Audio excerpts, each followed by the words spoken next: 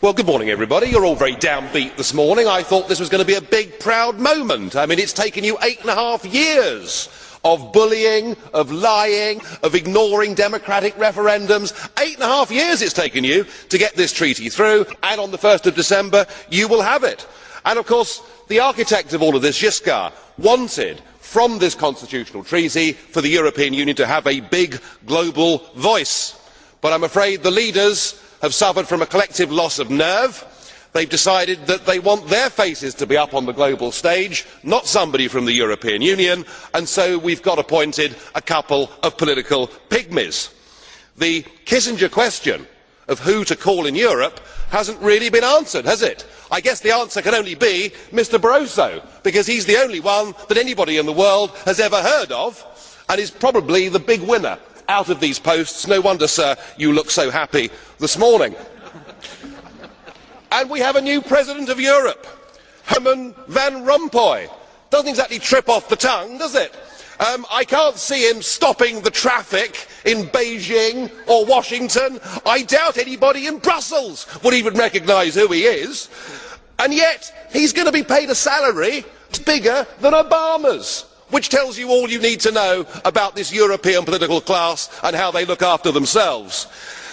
But at least he's an elected politician, unlike Baroness Cathy Ashton, who really is the true representation of the modern day political class. In some ways she's ideal, isn't she? She's never had a proper job and she's never been elected to anything in her life, so I guess she's perfect for this European Union. Excuse me, Mr Farage. Yes. I would like to put down your postages. You made your presentation. Right, okay. Is Just enough for calm us. down, chaps. Okay, Calm down, chaps. please continue. No. But I mean, she's never been elected to anything and no one knows who she is. Even the Prime Minister was talking about Baroness Ashdown as opposed to Ashton. I mean, no one has ever heard of her. She's even less well known than Herman Van Rompuy. I mean, that takes some doing, doesn't it? She's risen without trace. She's part of this post-democratic age. She married well. She married an adviser and a friend and supporter of Tony Blair and got put in the House of Lords.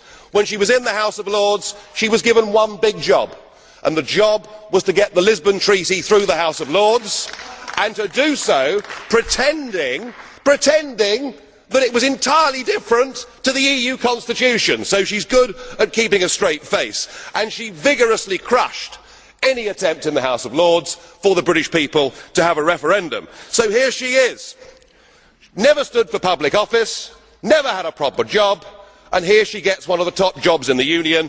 Her appointment is an embarrassment for Britain. But it's much worse. Well, at least I've been elected, sir. Unlike her, she's not been elected and the people don't have the power to remove her. But just hear the next bit. There's something rather more serious than that. Cathy Ashton was an active member of the campaign for nuclear disarmament. In fact, she was the treasurer of the campaign for nuclear disarmament during a period of time when CND took very large donations and refused to reveal the source. What is known is that these donations were obtained by a man called Will Howard, who was a member of the Communist Party in Great Britain.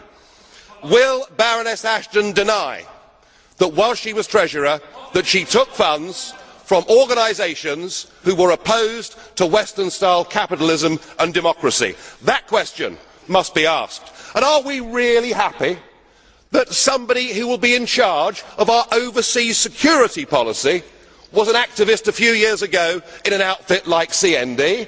I mean, if we really think that, frankly, we need our bumps felt.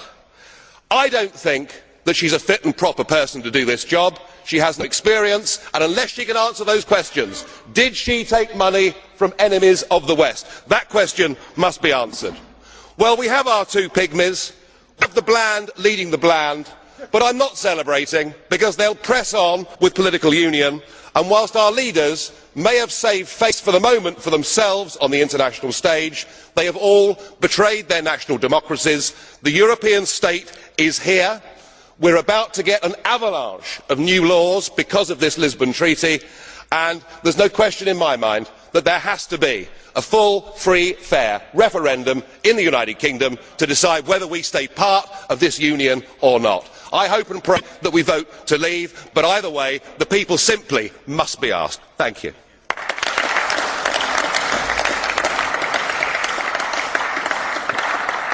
I would like to ask about that. No. Do you think? Well, chciałem I would like to turn to Mr. Farage. It would be most